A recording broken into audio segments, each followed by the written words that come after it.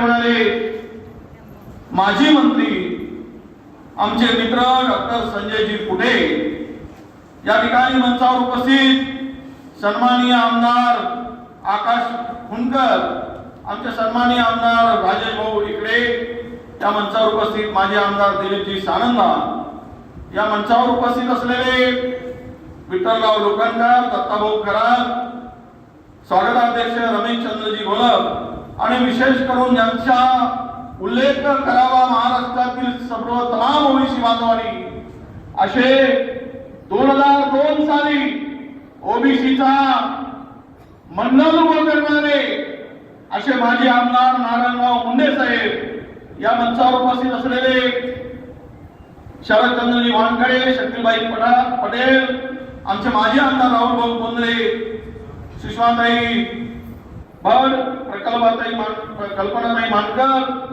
अनिलजी अमलकर, अध्यक्ष बुलढाणा जिल्हा, शिवाजीताई, रेखाताई बारातेस, सर्व आता बरेच नाव आहेत, कोणाचे सुटले असतील तर माफ करा, कारण 11 वाजतापासून आपण बसल्यात. मला वाटतं की थोडा आवाजही तुमचा कमी झालाय. खरं आहे की 11 वाजतापासून भूक लागली त्यामुळे आवाज कमी होणार, परंतु एक वेळ आजची भूक परवडली पण तुमचा आवाज कमी झाला, आयुष्यभर तुमचे पोरं भुकेनं तडफडल्याशिवाय राहणार नाही याची सुद्धा जाणीव ठेवा.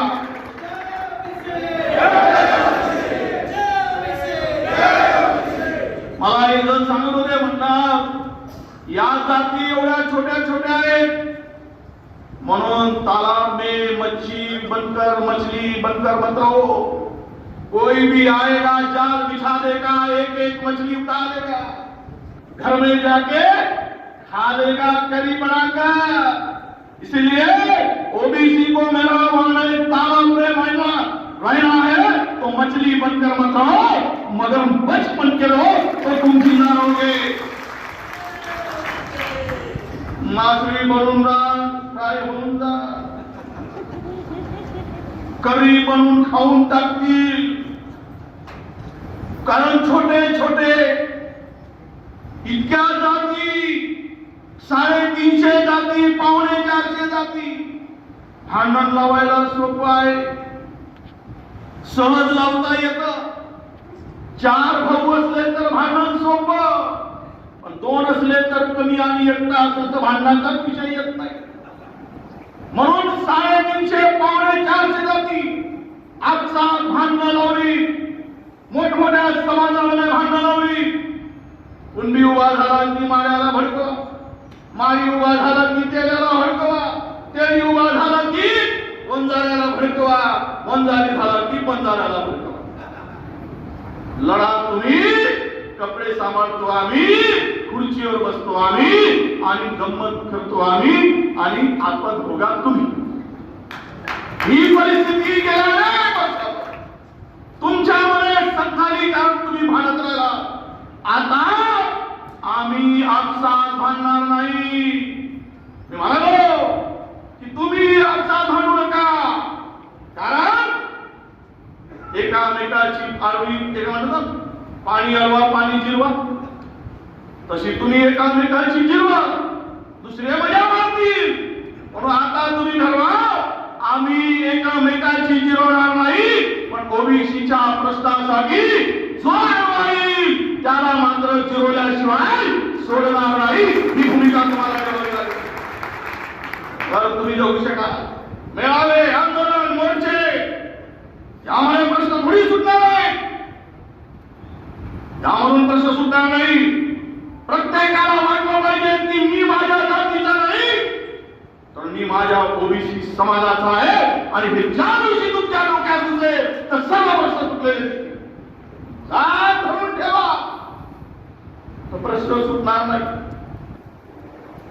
तर लढा आणि मला कोणाची सत्ता येऊ दे, फ्रंटवर बसणारे विधानसभेमध्ये मागे वळून पाहणारे कमी असतात, आजूबाजूला बसणारे जास्त असतात.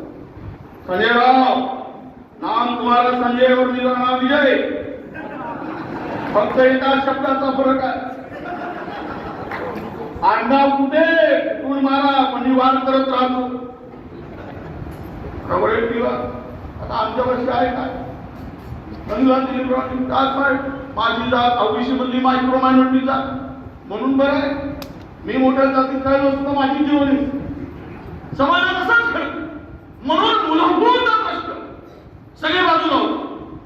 आयन ओबीसी दाखला घात नाही कालचाही नाही परवापासूनचा आहे गेल्या अनेक वर्षापासूनचा दाखला ओबीसीचा आहे. 1,20,000 पदाचा बॅकलॉग आहे पण कोणी सोडवण्याचा प्रश्न पोलीस केला. 1,20,000 कुठे होती काही वाटत नाही मला. 1,20,000 पर ओबीसीचे नोकरी लागले. संजय भाऊ आरोप म्हणून नाही 2016 मध्ये जे केला पहिले पूर्वी ओबीसी मला एसटी ना तर घटनेनी पदोन्नती दिली आहे. मागासवर्गीय म्हणून आमची गणना व्हायला पाहिजे पदोन्नतीमध्ये. तुमच्या पदोन्नती करत असताना ही केवळ पदोन्नती सेवा ज्येष्ठ नेतृत्वाखाली झाली पाहिजे पण सेवा ज्येष्ठतेमध्ये सुद्धा घडत आहे. ओबीसीला डावललं तो प्रश्न विजय वडेट्टीवारांनी कॅबिनेटमध्ये मांडला. अरे आमचा माणूस एसडीओ पर्यंत गेला किंवा डेप्युटी इंजिनियर म्हणून बरोबर गेला तर ओबीसीचा माणूस तिथे स्मरणपर्यंत त्याला सेवा ज्येष्ठता लागू नव्हती. याच्या बरोबरचे अनेक जण सुप्रीम इंजिनियर होत होते. हा मेळा तिथे विषय लक्षात आला कॅबिनेटमध्ये प्रश्न मांडला उपसमिती गठीत केली आणि आज तो प्रश्न पुढच्या काही दिवसात महिने नाही ओबीसीच्या आरक्षणाचा पदोन्नतीचा प्रश्न वडेट्टीवार सोडून दाखवेल आणि तरच लोकांना न्याय मिळेल. तुम्ही मानल्याशिवाय होत नाही. घाबरून काय होणार आहे? घाबरून तरी काय करणार आहे? डर नाही हमको. म्हणाला आकाश भाऊच्या शुभेच्छा आहे बरं आहे बिलकुल मंत्री पदाचा राजीनामा द्यायचा नाही पण ताकद मिळते अशी काम करणाऱ्या माणसाला पुढे हो म्हणणारी माणसं पाहिजे. चालतो हो पुढे घेऊ नकोस तुझ्या पाठमागे आम्ही आहोत. पवन भाऊनी काम करत असताना सुरुवातीला काय म्हणे साहेबांनी त्यांचा एक कार्यकर्ता म्हणून त्यांच्या मंचावर निघालो ओबीसीचा मंत्री म्हणून आज जरी असलो तरी ओबीसीचे प्रश्न मला राष्ट्रीय ओबीसी महासंघाच्या मंचावर समजले याचाही मला गर्व आहे. ते प्रश्न समजून घेतले त्यांचा फार मोठा अभ्यास आहे केंद्रापासून तर राज्यापर्यंत. हे मोर्चे व्हायला लागले काहीच्या पोटात दुखायला लागलं. अरे काय बाबा कशाला दुखत? आम्ही आमच्या हक्कासाठी जर एकत्र आलो तर कोणाचं काढून घेण्यासाठी आम्ही आलो नाही कोणाचं हिसकावून घेण्यासाठी आलो नाही कोणाचं काही वाईट होण्यासाठी ओबीसीची भावना नाही संजय आणि अजिबात होऊ शकत. हा समाज गोळा समाज आहे. ओबीसी म्हणजे सर्वात जास्त अंधश्रद्धेला बळी पडणारा समाज कोणता असेल तर ओबीसी. सगळ्यात देवाची भीती कोणाच्या डोक्यात घातली असेल आणि असेल तर त्या ओबीसी समाज. त्याला जास्तीत जास्त भूताची भीती त्याच्या डोक्यात देवाची भीती त्याच्या डोक्यात अंधश्रद्धा काय नाही केलं तर काय होईल म्हणून हाच समाज सगळ्या आधी भरडला गेला आहे. सगळ्यात या समाजाचं नुकसान यासाठी झालंय कारण जे देव सांगतात ते गणपतीच्या म्हणजे काय म्हणतात त्याला गणपती उत्सवामध्ये मटण खातात. खरं सांगतो मी म्हणजे तुम्ही घरोघरी गणपती मानून गणपती बाप्पा मोरया पुढच्या वर्षी लवकर या आणि आम्ही उपवास 10 दिवसाचा करतो आणि आमच्याकडे पूजेला येणारा मटण आणि चिकन खाऊन येतो. काय खोटं बोलत नाही आणि त्यामध्ये तुम्ही बरी म्हणता देव असला पाहिजे. अरे राम कोणाच्या मनात नाही हो. राम हृदयात असला पाहिजे. राम हृदयात असला पाहिजे. राम कोणापाशी नाही. राम राम सकाळी उठला की राम संध्याकाळी उठला की राम. अरे राम नाम केला की दिवस आमचा चांगला गेला. पण आज मला ही भीती आहे की श्रद्धा तुमच्या मनात असू द्या, भाव तुमच्या मनात असू द्या. तुकाजी महाराजांनी सांगितलं, अरे मनी नाही भाव म्हणे देवा मला पाव. देव अशानं भेटायचा नाही रे, देव बाजारचा. देव सर म्हणत स्वामी महाराजांची आपण तुकडोजी महाराज बहुजनांचा संत, ओबीसी समाजाचा संत तुकडोजी महाराज, गाडगे महाराज. देव माणसात सांगितलं तुम्हाला, अरे माणसाची सेवा कर, देव तुझं तिला भेटेल. सेवा माणसाची करता येईल आणि देव देव देव देव करतो. देवाची भक्ती असावी, पण भाव असेल तर देव मिळेल. माय बाप बसता घरी कशाला जातो रे पंढरी. आमच्या संतांनी सांगितलं, माय बापाला लाथा मारा आणि पंढरीची वारी कर. त्याला काय भुरका पावणार आहे का पंढरी चालतो? अशा नालायक माणसं म्हणून मनात भाव सांगितलं आमच्या संतांनी, बहुजनांच्या संतांनी सांगितलं. आम्ही बहुजनांच्या संतांचं ऐकलं, आम्ही हजारांचं ऐकलं. फोटो लावले, राम रहीमचे फोटो लावले जाते. हा समाज असा भटकत गेलाय. मूळ मुद्द्यावर येईल मी.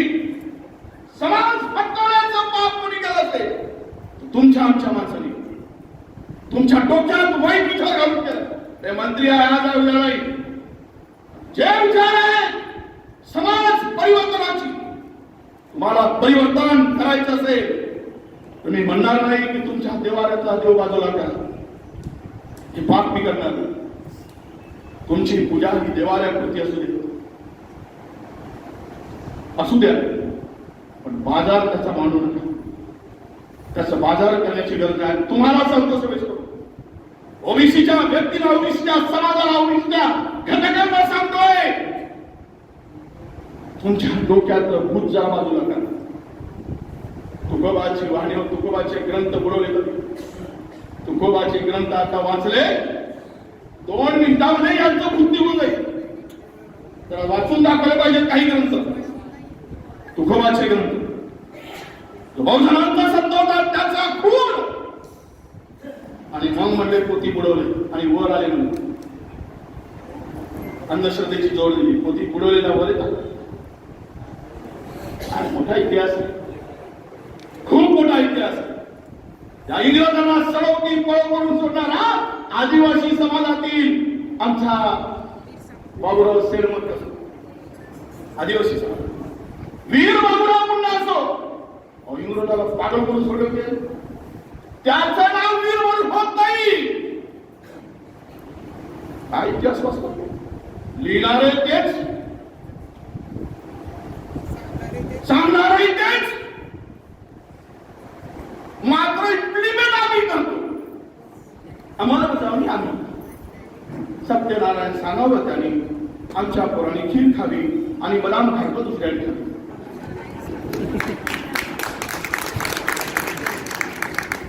कोणावर आरोप म्हणू नये, तुम्हाला सुधारावं लागेल म्हणून सांगतो.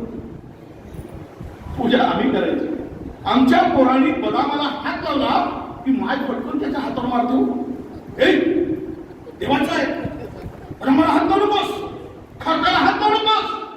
आणि भाताची चिंता, बदाम खायचं दुसऱ्यासाठी आहे, फळ दुसऱ्यासाठी आहे. सेक लालात तर होईल, जडे तुमचे कमीच होत्या, गुलाबी त्याला होऊ दे. तुमच्या डोक्यात मी म्हणालो म्हणून महाराजांनी सांगितलं, तो मुद्दाम कशावर येतो.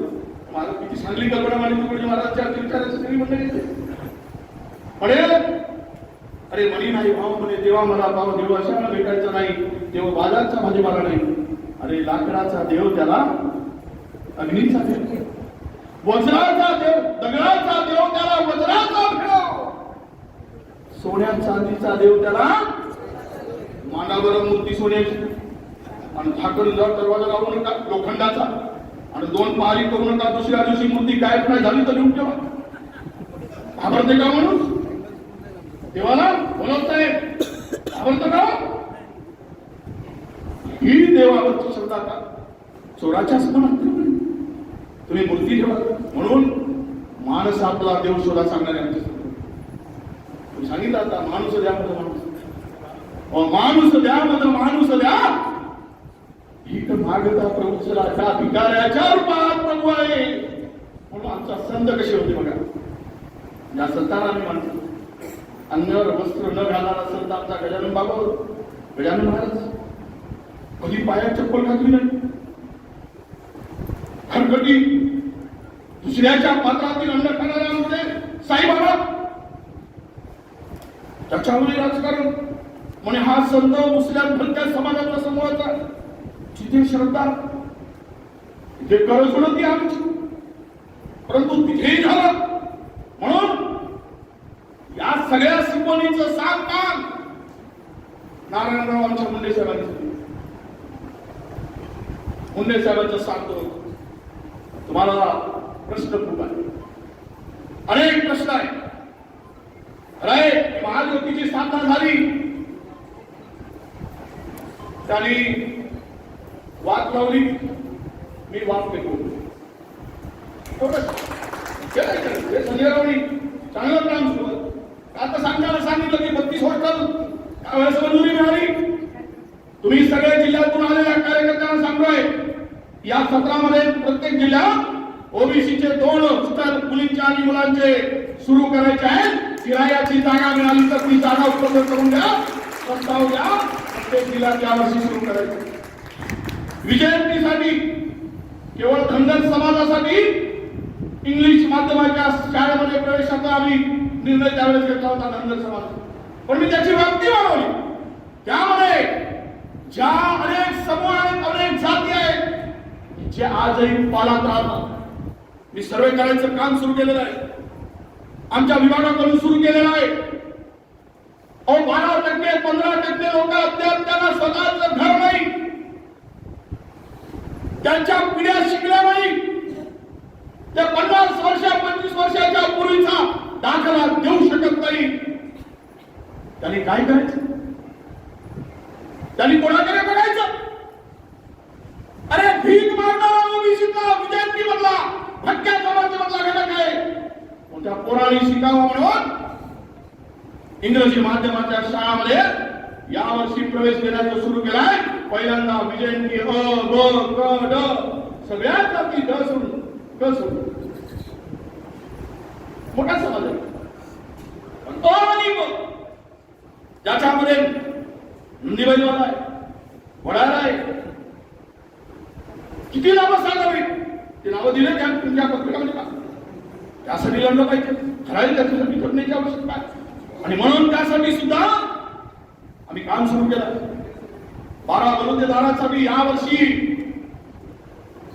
स्वतंत्र महामंडळ उभा करायचा निर्णय आम्ही घेतलेला आणि तो यावर्षी आम्ही स्वतंत्र महामंडळ 12 बलुतेदारासाठी जे 18 पगड जाते त्यांच्यासाठी सुरू करू. तोही निर्णय आम्ही घेतो आहोत. तुम्ही सांगा फक्त किती काय? मागच्या मेगा भरतीपासून सुरू झालं, सरळ सेवा भरती संतर आली, पण 5 वर्ष झाले आमचा पोरा प्रतिष्ठित आहे नोकरीचे. आमच्या ज्या ताईंनी सांगितलं, प्रतिनिधीला सांगितलं, युवा नेता त्यांनी सांगितलं मेगा भरतीपासून सुरू झालं. एसी बीसीचं आरक्षण सुरू झालं. पहिल्या वर्षी बरोबर गेल्यानंतर सुप्रीम कोर्टात केस गेली आणि सगळ्यांच्या नोकऱ्या बंद पडल्या.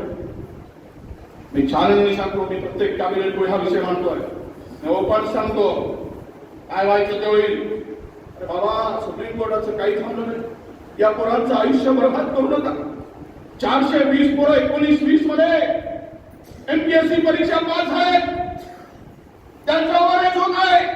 आताच्या कॅबिनेट मध्ये जोपर्यंत त्यांना नोकरी मिळत नाही त्यापर्यंत वयाची मर्यादा शिथिल करण्याचा निर्णय कॅबिनेट मध्ये आमच्या सरकारकडून निघून 420 पोरांचा मानव प्रश्न तो की म्हणालो बाबांनो 420 लोकांपैकी 72 मुलंही मराठा समाजाची. मला भेटतील ते बाबांनो सांगितलं त्यांनी की साहेब आमच्यावर अन्याय होतोय. एससीबीसीचं आरक्षण लागू केलं तर फक्त 42 पोरं लागले.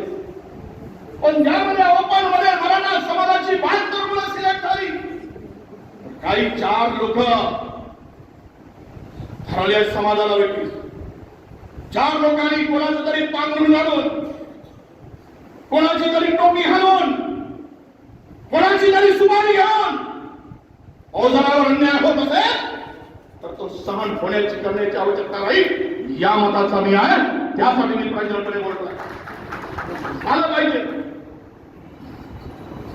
त्या मुलावर काय अन्याय होतोय? 2016-17 मध्ये यादी लागली MSCBची 5,000 लोकांची, अद्यापही तिला सुटत नाही. अनेक मुलं येऊन सांगतात, अनेक पालकांचे फोन येतात, अनेक जण रडतात की साहेब आमच्यासाठी करा. माझा मोबाईल कुठे दाखवतो तुम्हाला, त्या मोबाईल वरले मेसेज वाचा. काय नोकऱ्या दिले. 9 जिल्ह्यामधील ओबीसीचं आरक्षण कमी झालं होतं. यवतमाळ, गडचिरोली, चंद्रपूर, रायगड, नाशिक, धुळे, नंदुरबार, पालघर हे सगळे पुनश्च करायसाठी समिती नेमली. मंत्रिमंडळाची समिती नेमली. खात्याचा मंत्री झाल्याबरोबर आणि त्या मंत्रिमंडळामध्ये मंत्री नेमून त्या समितीने आम्ही सांगितलं की हे आरक्षण करत असताना इतर कोणाचाच कमी केलं नाही, फक्त ओबीसीच कमी केलं. म्हणजे साधा कोण आहे? ओबीसी. काप त्याच्या मायला बकऱ्यासारखं बोंबलतही नाही ना काही करत नाही. म्हणून ते आरक्षण पूर्व त्या ठिकाणी आलं पाहिजे, यासाठी आम्ही ते काम सुरू केलं. आज पुढच्या काही दिवसामध्ये निश्चितपणे 9 जिल्ह्यातील ओबीसीचं कमी झालेलं आरक्षण पूर्ववत आणल्याशिवाय आम्ही राहणार नाही, हा विश्वास या निमित्ताने मी आपल्या सगळ्यांना देतो. काय मागतो आम्ही? शेवटचा, ओबीसीची जनगणना व्हावी, जाती न्याय व्हावी. काय मला कळत नाही. तुम्ही आम्ही सगळेच म्हणतो, गोलक साहेबांनी सांगितलं, मग होत का नाही? म्हणून ओबीसीचा 1 लाख मार्च या ठिकाणी तुम्ही म्हणाला झालं पाहिजे. आम्ही समर्थन देतो आहे. ओबीसीचं स्वतंत्र जनगणना झाली पाहिजे. त्यासाठी तुम्ही जे काही पाऊल टाकाल त्या पावलाला पाऊल टाकून आम्ही मंचावरचे समर्थपणे उभे राहू आणि ही जनगणना करून घेऊ. आणि त्याशिवाय समजणार नाही कोणाची किती संख्या, कोण किती आहे, कोणाला किती वाटा द्यावा, काही समजणार नाही. सगळीकडून अन्याय. म्हणून राज्याचे प्रश्न असतील, केंद्राचे प्रश्न असतील, या दोन्ही राज्य सरकार असू दे किंवा केंद्र सरकार असू दे, या दोघांच्याही कडे संजय भाऊनी पुढाकार घ्यावा. माननीय नरेंद्र मोदी साहेबांना भेटायला, मी पुढाकार घेईन माननीय मुख्यमंत्र्याला भेटायला. राहिला पुढे समाजाने आपल्या पक्षाच्या लक्षात आपण सगळे मिळालो, प्रश्न सोडवायचे. मग काय करायचं ते नंतर ठरेल. निवडणूक आली की कोण कोणाला देतं कोणी पाहायला थोडी जातं बटन दाबताना, आणि सांगून थोडी सांगतं की पाहा बा मी तुलाच दिलं म्हणून सांगायला येतं. लपूनच मारतो तो, पत्ताही लागू देत नाही. त्यावेळेची परिस्थिती त्यावेळेस एरवी निवडणुका नसताना, आज 4 वर्ष निवडणुका आहे, 3-3.5 वर्ष लोकसभेच्या असतील.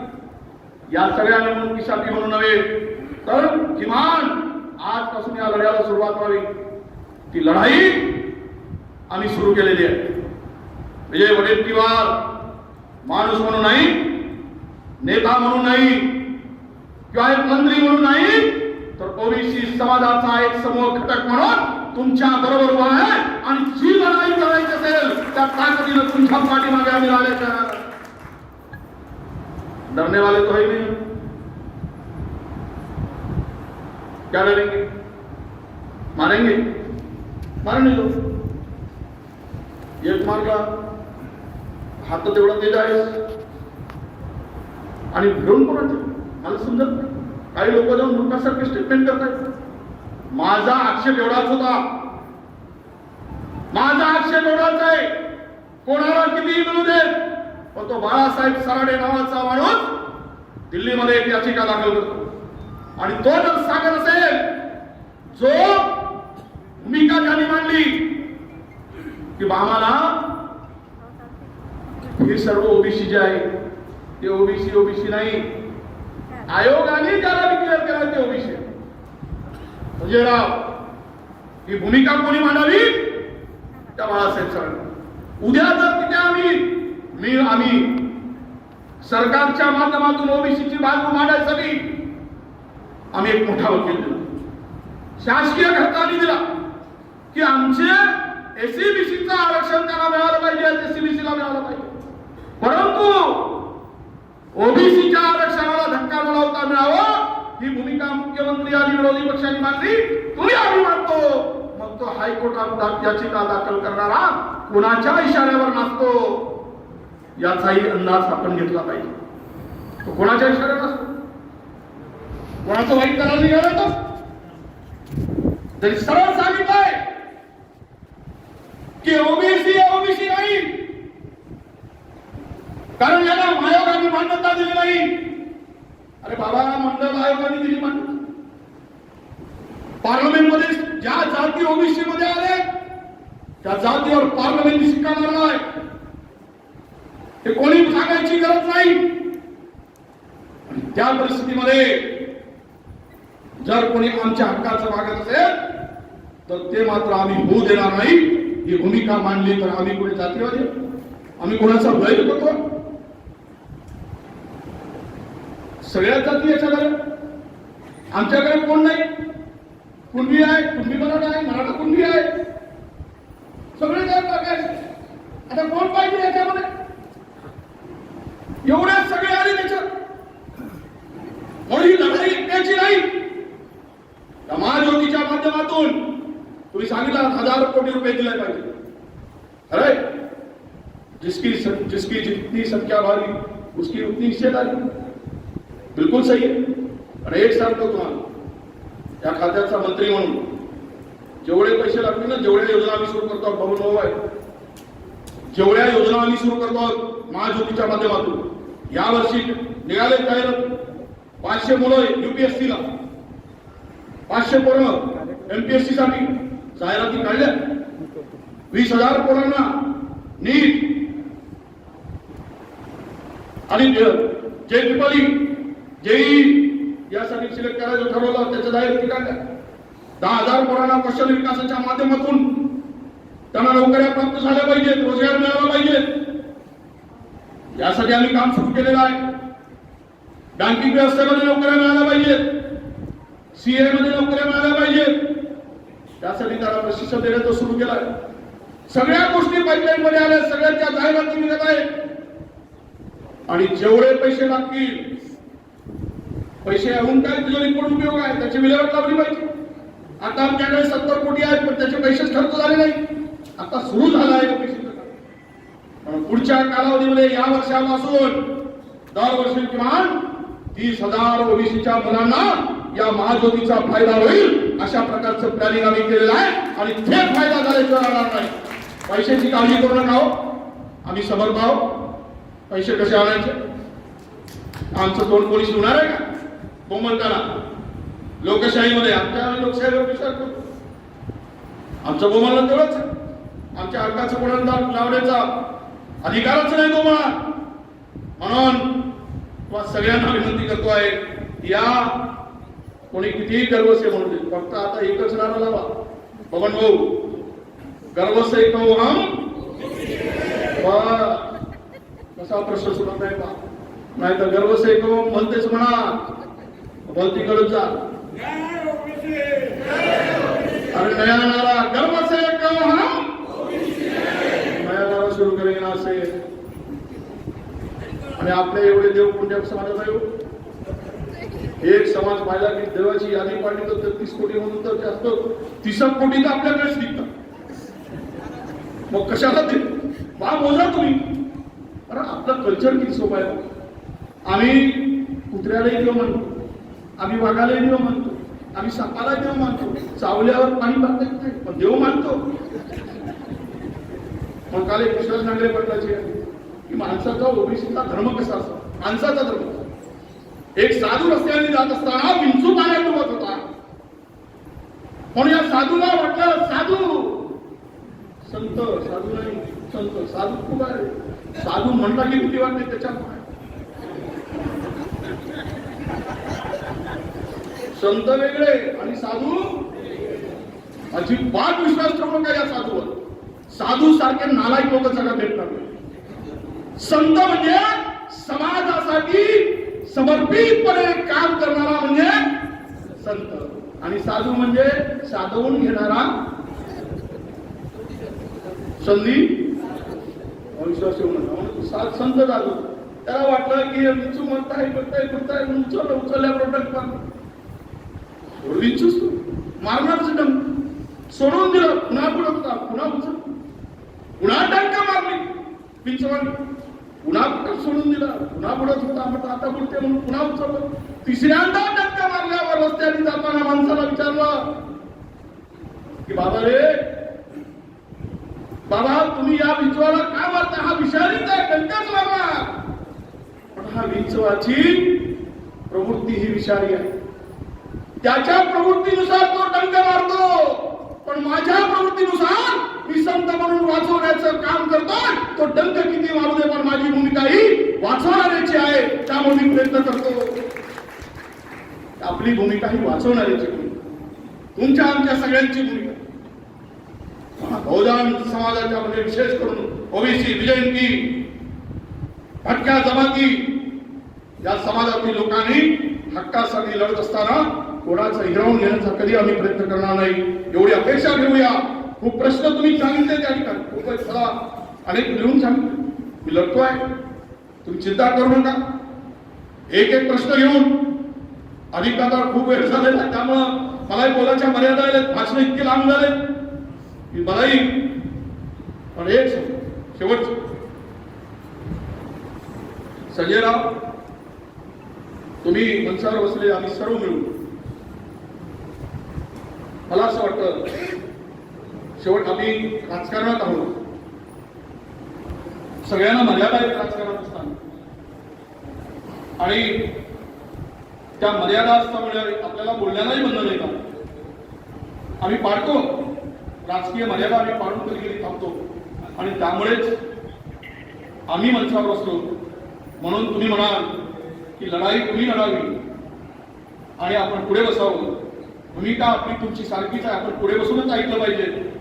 पण पुढे बसून ऐकत असताना त्यांनी मांडलेले जे काही विचार आहे त्याला उत्तर देण्यासाठी आपल्याला बोलावं लागतं. जर त्याला उत्तर आम्ही न देता जर वापस गेलो तर लोक म्हणतील की हे आले आणि आमचं ऐकलं आणि काही प्रतिक्रिया दिली.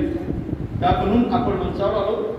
मंचावर येऊन सुद्धा बिनधास्तपणे छाती फाडली की शिवाजी महाराज, छाती फाडली कारण किशोरी ज्योतिबा फुले, महात्मा ज्योतिबा फुले दिसले पाहिजे, बाबासाहेब आंबेडकर दिसले पाहिजे.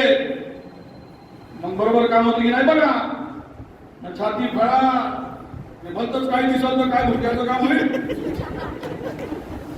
म्हणून ती छाती तुमची कोणासाठी फाडायची आणि कोण दिसावं म्हणून फाडायची, ही जर भूमिका प्रामाणिक असेल तर कुठेही प्रश्न सोडवताना कुठल्याही सीमा आडव्या येत नाही. आणि मला तर अजिबात येत नाही, बिलकुल येत नाही. कोणी किती धमको, तुम्ही म्हणालात मुंडे साहेब, नारायण मुंडे साहेब, मला दिसते ते भुजबळ साहेब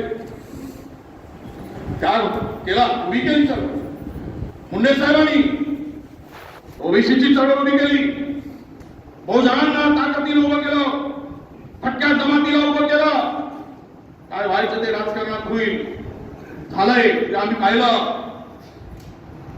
अनेकांच्या अनेक वाटा, त्यांना त्या पद्धतीनं कशा पद्धतीनं त्यांच्याशी कोण कसे वागले हा इतिहास आहे. काय होणार शेवट, तुम्ही भीती जर मनात बाळगली तर तुम्ही तुमच्या प्रश्नाला न्याय देऊ शकत नाही. सरकार म्हणून मी लढणार आहे, सरकार म्हणून माझी भूमिका मी मांडणार आहे, सरकार म्हणून कॅबिनेट पुढे असेल, विधानसभेमध्ये असेल, ते प्रश्न सोडवण्यासाठी मी लढणार आहे. पण तिथे लढत असताना इथे तुमच्या बरोबर उभं राहून तुम्हाला समजून घेऊन तुमच्या बरोबर चालताना मला कोणी रोखू शकत नाही आणि मी थांबणार सुद्धा नाही हा विश्वास सुद्धा या ठिकाणी देतो आहे. म्हणून तुम्हाला यासाठी सांगतोय बांधवांनो, किती मला 500 फोन पर धमक्या आहेत, जास्त असतील कदाचित. माझी आई बहीण सगळं काढलं, सगळं काढलं, मला काढू दे. फिरतो कसा तेही सांगितलं, त्याची जिरवतो कशी तेही सांगितलं, सगळ्या गोष्टी आल्या की सगळं कसं मुख्यमंत्र्यांना दाखवलं. भाऊ आता शेवट काय ते आपल्याकडची म्हण आहे ना, ते त्याच्यात डोकं घातलं उकरा, डोकं घातलं की मुसळाला घाबरायचं की भूमिका ठेवायची, अशा शेवट करणार का. पण एक शायर ऐसे कहते कि सही वक्त पर हम कर देंगे हदों को एहसास. काय झालं, हम तालाब है, हम समुंदर है, तो तालाब जैसे रहते, कुएं जैसे रहते. हम समुंदर नहीं कहते सबको, हम समुंदर है पर हम खुद को समुंदर नहीं समझते. हम कुआं खुद को समझते, हम तालाब समझते, गंगा नाला हम समझते अपने आप को. अरे समुंदर है भाई, इतनी बड़ी तालाब में हो आप, समुंदर जैसे हो, क्लीन स्वच्छ ताकतीय. इसलिए सही वक्त पर हम कर देंगे हदों को एहसास. कुछ तालाब खुद को समंदर समझ बैठे हैं, उनको एहसास दिलाएंगे कि हम समंदर है, तुम तालाब है. ही भूमिका घेऊन आपण सगळे लढूया. या ओबीसी महासंघाच्या एकूण या कार्याला कामाला मी सलाम करत असताना 18 पगड जातीचा स्वराज्य निर्मिती करणाऱ्या 18 पगड जातीला घेऊन, बहुजनाला घेऊन, शोषित पीडिताला घेऊन छत्रपती शिवरायांनी स्वराज्याची स्थापना केली आणि स्वराज्य उभं केलं.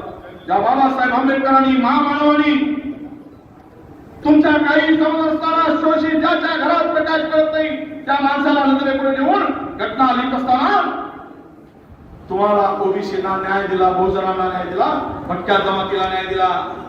या सर्व महापुरुषांचे आभार मानून आपण आपली लढाईला पुढे नेऊया ही अपेक्षा व्यक्त करतो. आपण सगळेजण आलात, आपल्या सगळ्यांना शुभेच्छा देतो. धन्यवाद. जय हिंद, जय गुरुदेव. प्रधानमंत्री आभारासाठी श्री